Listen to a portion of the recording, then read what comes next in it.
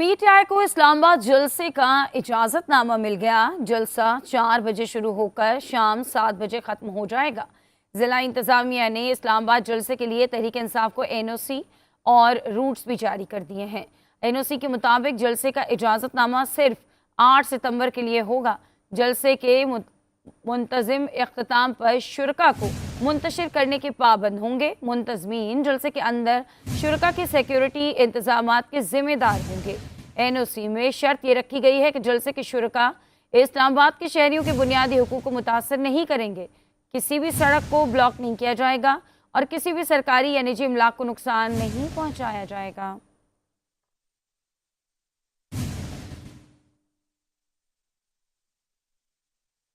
इस्लामाबाद में जलसे से मुतालिक पीटीआई का अहम इकदाम। वज़ीर आला खैबर पख्तूनख्वा अली अमीन कंटापुर ने वज़रा और पार्टी अहदेदारों का इजलास तलब कर